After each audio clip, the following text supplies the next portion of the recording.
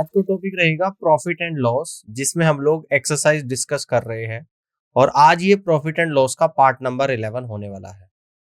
Problem first को यहाँ पर देखते हैं कि a man makes 500 articles at ₹5 per article.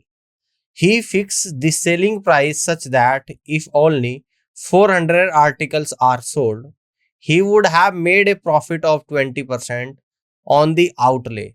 However, 80 articles get spoiled and he was able to sell 420 articles at this price.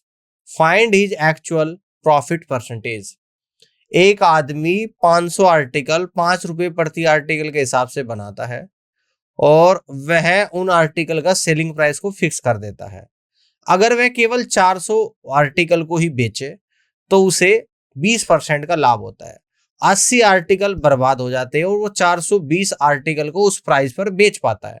तो उसका एक्चुअल प्रॉफिट आप लोगों को बताना है कि कितना रहेगा। ध्यान से समझिएगा। टोटल नंबर ऑफ आर्टिकल्स बनाता है कितने? 500 आर्टिकल्स। ठीक है ना, समझना ध्यान से। 500 आर्टिकल्स बनाता है। अब ये बोला गया है कि 80 आर्टिकल्स क्या हो जाते हैं? खराब हो जाते हैं। 80 आर्टिकल क्या हो जाते हैं? बर्बाद हो जाते हैं। तो इन्हें तो बेच नहीं पाएगा जो बर्बाद हो गए। और 400 आर्टिकल को बेच पा रहा है। और ये बोला जा रहा है कि 400 जो आर्टिकल है उन्हें वह 20% के लाभ पर बेच पा रहा है। ठीक है ना, यानी कि 20% का लाभ है तो इसका मतलब कितने में बेच रहा है? 120% में बेच रहा है 400 आर्टिकल को। 500 टोटल थे भाई, टोटल, जिसमें से 80 बर्बाद हो गए, बचे कितने? 420। तो इसका मतलब 400 तो 20% के लाभ पर बेचे, 20 और बचे। तो अगर 400 को 20% के लाभ पर बेचता है, 400 को अगर 20% के लाभ पर बेचता है तो 20 आर्टिकल को किस लाभ पर बेचेगा? तो यहां से निकल कर आएगा 20 आर्टिकल। और कैसे आएगा? 400 को आप लोग 20 से डिवाइड कर देना और यहां पर भी 120 को 20 से डिवाइड कर देना तो 6% निकल कर आएगा।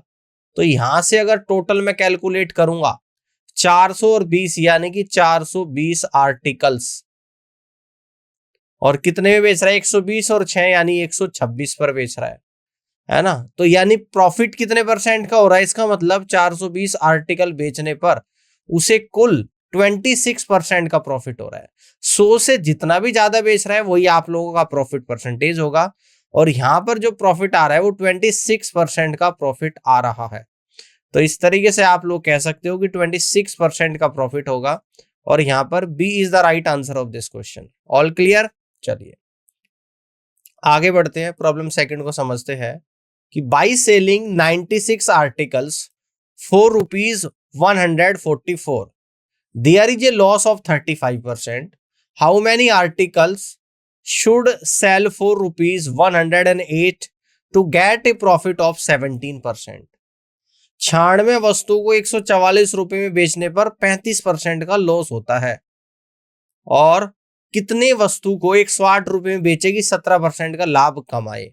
देखो ध्यान से भाई, 96 आर्टिकल को बेच रहा है, 35% लॉस में बेच रहा है। तो कॉस्ट प्राइस तो हम लोग हमेशा क्या लेकर चलते हैं? 100% लेकर चलते हैं। ठीक है ना। लॉस कितने का हो रहा है? 35% का। तो 100 पे 35 का लॉस, तो 65% पर बेच रहा है। और कितने में बेचता है इनको? 144 रुपए में बेचता है, 144 रुपए में। अब कितने आर्टिकल? तो मैंने कहा कि नंबर ऑफ आर्टिकल्स है n। कितने रुपए में बेचे? 108 रुपया में बेचे। और प्रॉफिट कितना हो? 17%। तो देखिएगा 100 पर 17% का प्रॉफिट हो रहा है तो यहां पर आएगा 117%। अब इसको हम लोग सोल्व करेंगे। 18 छिके 108 और ये आ जाएगा आप लोगों का 18 अट्ठे 144, 13 पंजे 65 और 13 निम्मा 117, 3 तिये 9 और 3 दूनी 6 और 2 चौक 8 आ गया। और 4 दूनी 8 और 4 चौक 16 आ गया। और 3 से 24 आप लोगों का 8 बार चलेगा, यानी कि n बराबर 8 गुणा 5 40 निकल कर आ गया। यानी नंबर ऑफ आर्टिकल्स आप लोगों का जो निकल कर आया वो 40 निकल कर आया है। और इस तरीके से आप लोग कह देंगे कि नंबर ऑफ आर्टिकल्स की संख्या 40 रहेगी। और B is the right answer of this question. ठीक है ना। आगे बढ़ते हैं, प्रॉब्लम 3 को यहां पर समझते हैं कि ये dealer sold 6 swing machines for ₹63,000 with a profit of 5%. For how much should we sell 8 machines if he intends to earn 15% profit? एक डीलर 6 सिलाई मशीन 63,000 रुपए में बेचकर 5% का लाभ कमाता है, ठीक है ना। तो वह 8 मशीन अगर 15% का लाभ कमाए कितने रुपए में बेचेगा, ये आप लोगों को बताना है। देखो 6 सिलाई मशीन है, देखो यहां पर भी हम लोग क्या लेकर चलेंगे, कॉस्ट प्राइस क्या लेकर चलते हैं, 100%, ठीक है ना। ये तो हम लोग लेके ही चलते हैं। 6 सिलाई मशीन है, कितने प्रॉफिट पर बेच रहा है, 5% के। 100 पर 5% का प्रॉफिट होगा तो 105% में बेचेगा। और बेच कितने में रहा है, तो यहां से पता लगा कि 63,000 रुपए में बेच रहा है। अब आगे देख लेते हैं, कह रहा है कि 8 सिलाई मशीन 15% के लाभ पर बेचे तो 115% में बेचेगा। और कितने रुपया में बेचेगा, तो हम मान लेते हैं कि x रुपया में बेचेगा। तो इस x की वैल्यू निकालनी है, ठीक है ना। देखिएगा 5 दूनी 10, 5 एकम 5, 5 दूनी 10, 5 थी 15, ये कितना आ जाएगा, 2 से आपका जाएगा 3 बार और 2 से जाएगा आप लोगों का 4 बार, 21 थी 63 और 63 से जाएगा आप लोगों का 1000 बार, ठीक है ना। 23 चौका 92, 92 गुणा 1000, 92,000, यानी x की जो वैल्यू निकल कर आप लोगों की यहां पर आ जाएगी, वो निकल कर आप लोगों की यहां पर आएगी 92,000 रुपए, ठीक है ना। तो कितने में बेचेगा, यानी कि 92,000 रुपीज में बेचेगा। और इस तरीके से सी ऑप्शन इस क्वेश्चन का बिल्कुल सही जवाब यहां पर बनेगा। आगे बढ़ते हैं, प्रॉब्लम 4 को देखते हैं। Reena sold 48 articles for ₹2,160 and suffered a loss of 10%. How many articles should she sell for ₹2,016 to earn a profit of 12%? Reena 48 वस्तुओं को 2160 रुपए में बेचती है तो 10% का नुकसान उठाती है। तो वह कितने आर्टिकल को 2016 रुपए में बेचेगी जिससे उसे 12% का लाभ हो। तो देखो यहां पर भी हम लोग क्या लेकर चलेंगे, कॉस्ट प्राइस होता है आप लोगों का 100%, ठीक है ना। अब 48 आर्टिकल है, 10% के लॉस पर बेचेगा तो 100 पे 10 का लॉस होगा तो 90% पर बेचेगा। और कितने रुपए में बेच रहा है, 2160 रुपए में यहां पर बेच रहा है। अब कितने आर्टिकल, हमने माना कि n आर्टिकल, कितने प्रॉफिट हो रहा है, 12%, 100 पे 12 का प्रॉफिट हो रहा है तो 112%। और कितने रुपए में बेच रहा है, यानी कि 2016 रुपए में यहां पर बेच रहा है। तो चलिए अब इसको हम लोग यहां पर सोल्व करते हैं, ध्यान से देखिएगा। ये कितनी बार चला जाएगा आप लोगों का, देखो तो यहां पर हम लोग इसको कट करना स्टार्ट करते हैं। 4 दूनी 8, 4 8 32, 4 एकम 4, 4 दूनी 8, 4 7 28 और 4 थी 12, ठीक है ना। यहां तक समझ में आ गया, यहां तक समझ में आ गया आप लोगों का, ध्यान से देखिएगा, ठीक है ना।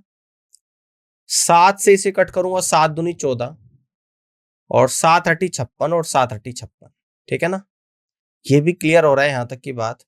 देखो इस जीरो से आप लोगों का जीरो कट गया, 9 से इसे कट कर दूंगा, 9 दूनी 18 और 9 चौक 36 और 3 से 24, 8 बार चला जाएगा।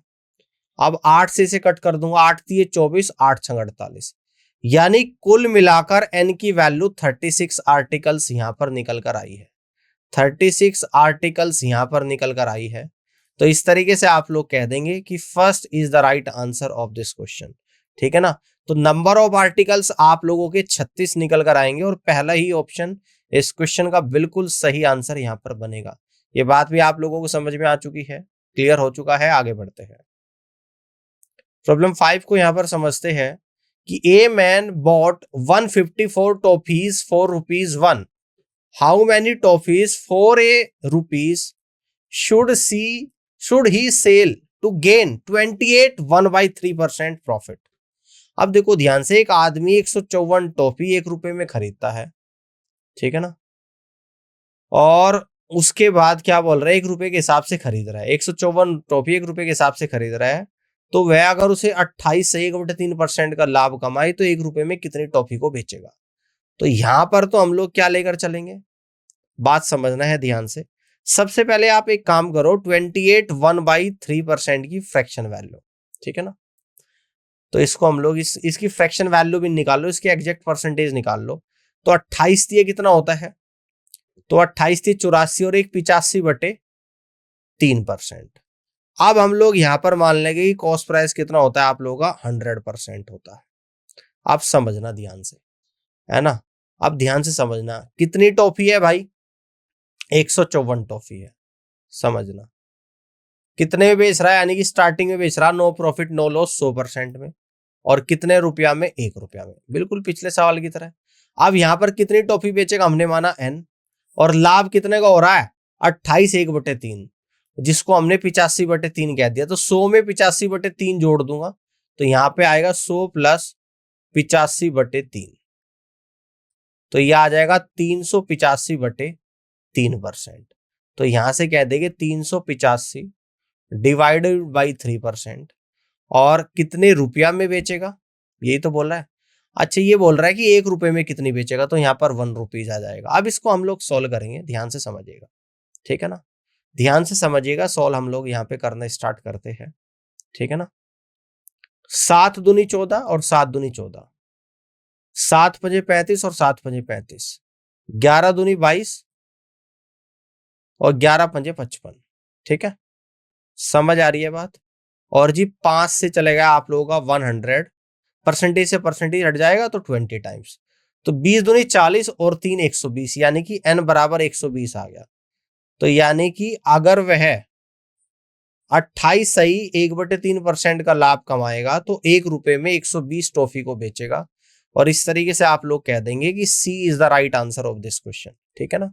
120 टॉफीज आप लोगों का यहाँ पर निकल कर आएगा। प्रॉब्लम 6 पर आप लोग यहाँ पर आ जाओ। A bought an article for ₹5400 and sold it at a loss of 30%. With this amount, he bought another article and sold it at a gain of 60%. What was his overall percentage gain or profit loss? एक वस्तु को 5400 रुपए में खरीदता है और उसे 30% के लॉस पर बेचता है। फिर कह रहा है कि उस अमाउंट में फिर दूसरी वस्तु खरीद रहा है और उसे 60% के प्रॉफिट पर बेचता है। तो overall profit and loss percentage आप लोगों को बताना है। अब आप ये मान लो कि शुरू में मान लो कि 100% में किसी वस्तु को खरीदा है, इसे बेच रहा है यहां पर 30% के लॉस पर, तो 100 का 30% यानी कि 30 कम कर दूंगा तो 70 पे बेच रहा है, ठीक है ना। 70% पर यहां पर बेच रहा है। क्लियर हो गई बात। अब कह रहा है कि 70% में किसी दूसरे आर्टिकल को खरीदा और उसे 60% के प्रॉफिट पर बेचा। तो 70% का 60%, 7 छंग 42, 42 ज्यादा में बेचा, यानी 70% प्लस 42 कितना होता है, 112% पर बेचा। तो देखिएगा इनिशियल 100 रुपए की वस्तु 112% में बिक रही है, तो यहां पर 12% का क्या हो रहा है, गेन हो रहा है। तो जो गेन हो रहा है वो आप लोगों का यहाँ पर 12% का गेन हो रहा है, ठीक है ना। तो इस तरीके से आप लोग कहेंगे कि B is the right answer of this question. 12% का यहाँ पर गेन हो रहा है। आगे बढ़ते हैं, प्रॉब्लम 7 को यहाँ पर समझते हैं कि Ravi purchase a shirt of 8/9 of its selling price, had he sold it at 12% more than its selling price, then find his gain percentage. Ravi एक शर्ट उसकी सेलिंग प्राइस के 8/9 में खरीदता है। यदि वह इस शर्ट को 12% उसके सेलिंग प्राइस से 12% ज्यादा में बेचे तो उसका गेन परसेंटेज आप लोगों को बताना है ना, गेन परसेंटेज। तो कितने में खरीद रहा है, यानी कि खरीद रहा है मतलब कॉस्ट प्राइस, कितने में, 8/9 ऑफ इस सेलिंग प्राइस। तो यहां पर सीपी और एसपी आप लोगों का निकल कर आ जाएगा, यानी कि 8 और 9, ठीक है ना, 8 और 9 आ गया। अब कह रहा है कि यदि वह उसके सेलिंग प्राइस से 12% ज्यादा में बेचे, यानी कि यहां से न्यू सेलिंग प्राइस आप लोगों का निकल कर आ जाएगा। 12% ज्यादा में बेचे यानी कि 9 प्लस 9 का 12%, तो यह आएगा 9 प्लस, है ना, इसका 12% कितना आ जाएगा आप लोगों का निकल कर, तो आप कहोगे 9 गुणा 12/100, यानी कि 9 प्लस 12 निम्मा कितना होता है आप लोगों को, 108/100, यानी कि 1.08, ठीक है ना। तो आपका निकल कर आ गया 10.08। क्लियर है। तो इसका गेन परसेंटेज आप लोगों को बताना है। तो देखो 8 की वस्तु इतने पर बिक रही है 10.08 में, तो प्रॉफिट हो रहा है 2.08 का। तो यहां से हम लोग निकालेंगे प्रॉफिट परसेंटेज, कितना निकल कर आएगा, यानी कि 8 पे 2.08 का प्रॉफिट है तो 100 पर कितना होगा। तो जीरो से दशमलव से 2 जीरो कटी, तो 8 दूनी 16, 8 छंग 48। तो यहाँ पर आपका जो प्रॉफिट निकल कर आया वो 26% का प्रॉफिट आप लोगों का यहाँ पर निकल कर आया। और इस तरीके से आप लोग कह सकते हो कि first is the right answer of this question. First option इस क्वेश्चन का बिल्कुल करेक्ट आंसर यहाँ पर बनेगा। यहाँ तक की बात समझ में आ गई हो तो जल्दी से फिर हम लोग आगे बढ़ते हैं।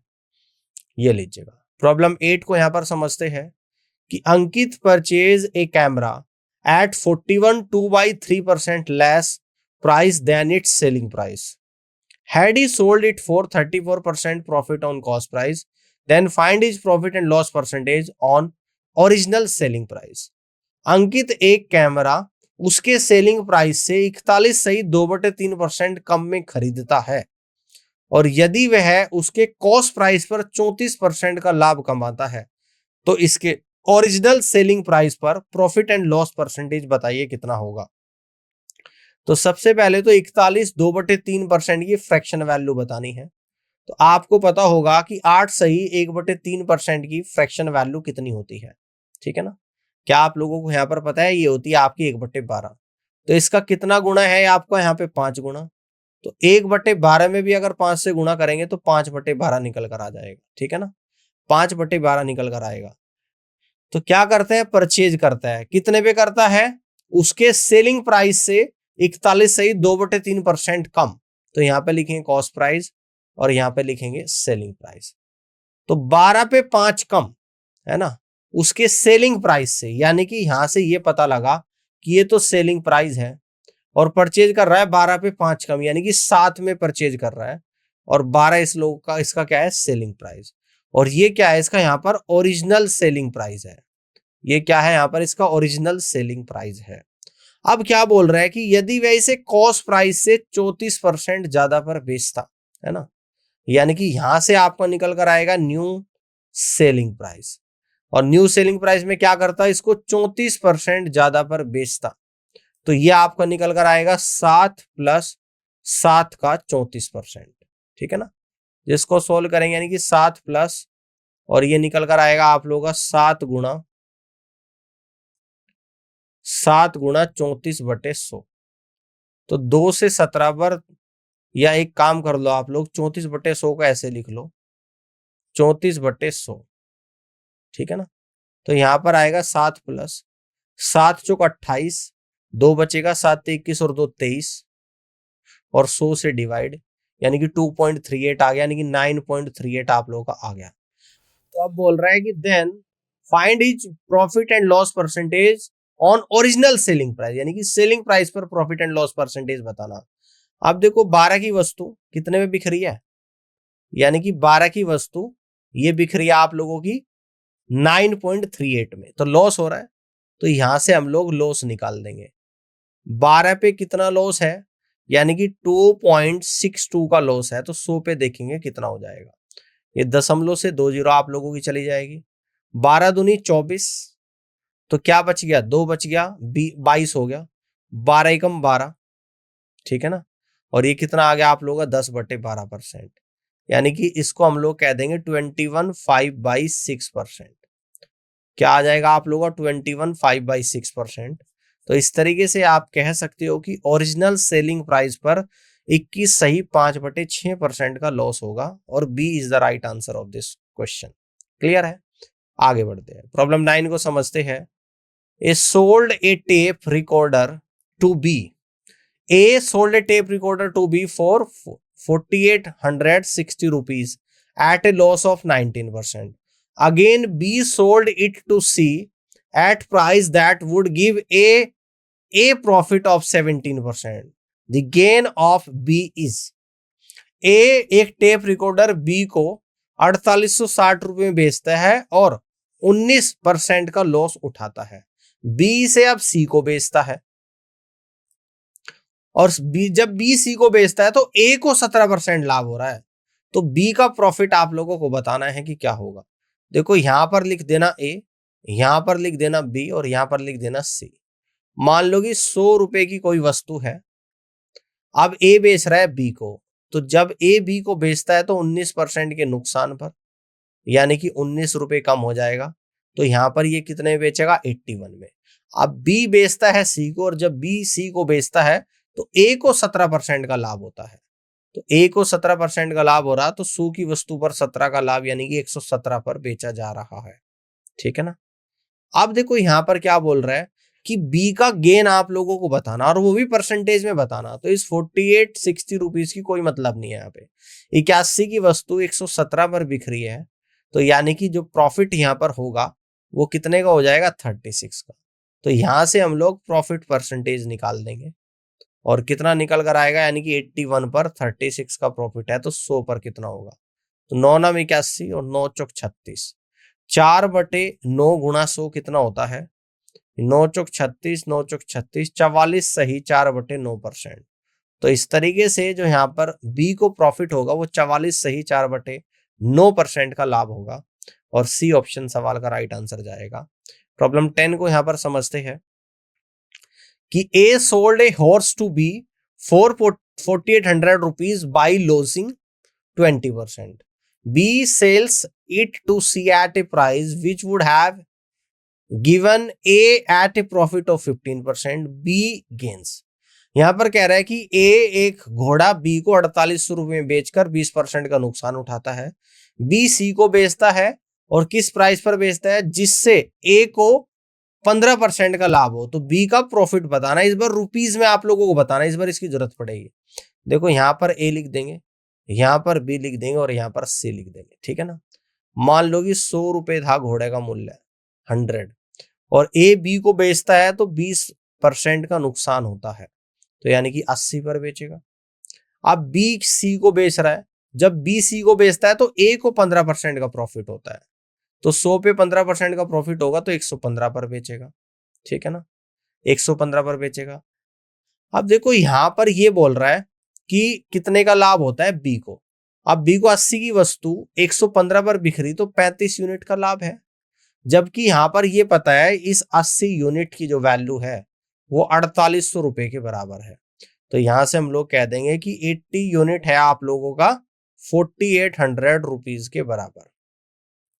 तो एक यूनिट की वैल्यू कितनी आपकी निकल कर आ जाएगी, यहां पर 8 छंग 48, यानी कि 60 रुपीज के बराबर।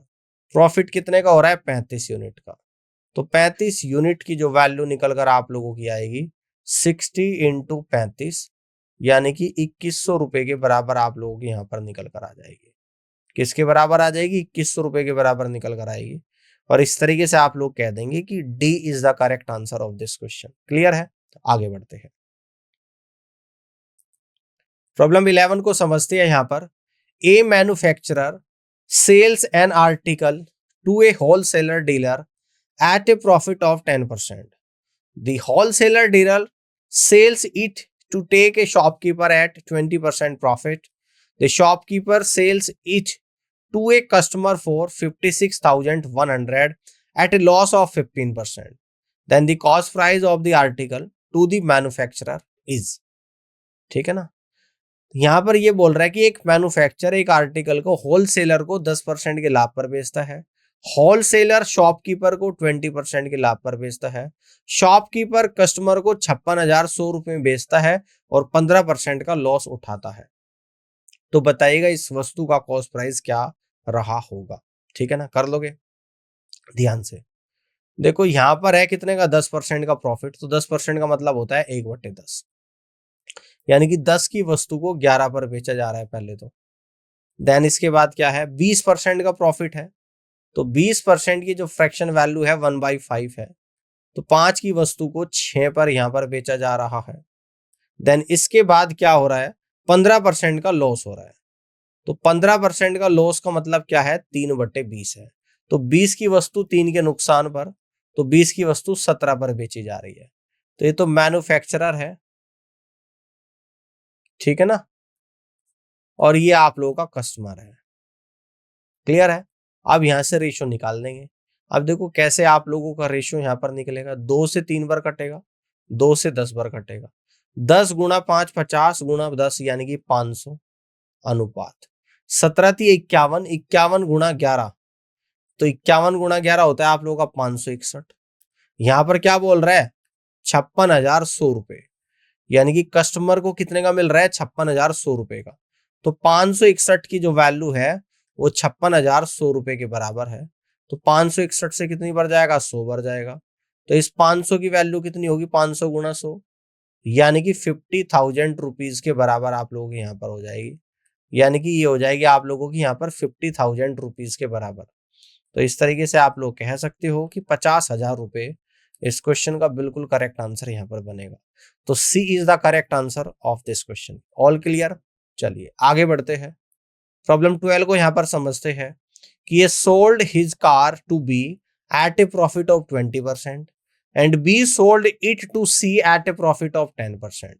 C sold it to D at a loss of 9.09% और D spent 10% of his purchasing price and then sold it at a profit of 8.33% to A once again. What is the loss of A? A car B को 20% के लाभ पर बेचता है, B C को 10% के लाभ पर और C D को 9.09% के नुकसान पर बेचता है। D 10% of his purchasing price, G इसके परचेजिंग प्राइस का 10% क्या करता है खर्च करता है और फिर इसे 8.33% के लाभ पर ए को बेच देता है। तो ए का लॉस आप लोगों को बताना है कि कितना होगा। देखो यहां पर लिख देंगे ए, यहां पर लिख देंगे बी, यहां पर लिख देंगे सी और यहां पर लिख देंगे डी। मान लो कि 100 रुपए की कोई वस्तु है, 100 रुपए की, ए बी को बेचता है 20% के लाभ पर। 100 की वस्तु 20% के लाभ पर, यानी कि बी को 120 पर बेचेगा और बी बेचता है सी को 10% के प्रॉफिट पर। तो 120 पे 10% प्रॉफिट कितना हो जाएगा 12, यानी 132 पर बेचेगा। ठीक है ना, समझ में आ रही है बात। आप देखो सी डी को बेचता है लॉस पर, लॉस कितने को हो रहा है 9.09% का। तो सबसे पहले तो 9.09% की जो फ्रैक्शन वैल्यू 1/11 होती है, ठीक है ना, तो 132 का 1/11 कितना हो जाएगा 11 कम 11, 11 दूनी 22, यानी कि 12 हो जाएगा। तो यहां पर 12 कम हो जाएगा तो डी को मिल रहा है 120 का।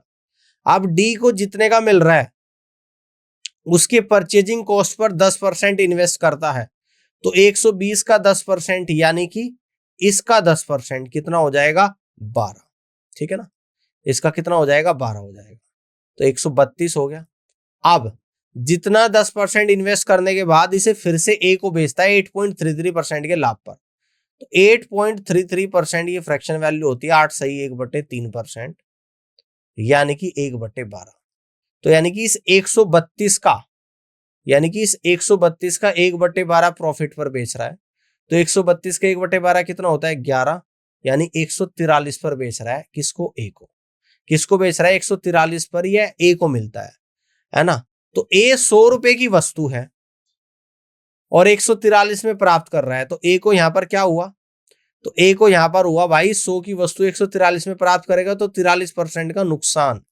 और जबकि ए 100 रुपए की वस्तु 120 में बेचता है तो 20% यहां पर प्रॉफिट कमा रहा है।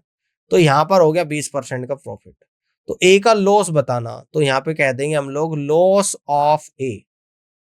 तो -43 + 20 यानी कि -23% का लॉस हो जाएगा। तो यानी कि जो ए का लॉस निकल कर आप लोगों का यहां पर आएगा तो 23% का ए का लॉस निकल कर यहां पर आएगा। तो आई होप कि ये क्वेश्चन आप लोगों को यहां पर क्लियर हो चुका होगा। इस तरीके से इसका सॉल्यूशन भी आप लोग देख सकते हो। और इसी के साथ आज के सेशन को यहीं पर खत्म करते हैं और इस पूरी वीडियो को देखने के लिए आप सभी का बहुत बहुत धन्यवाद।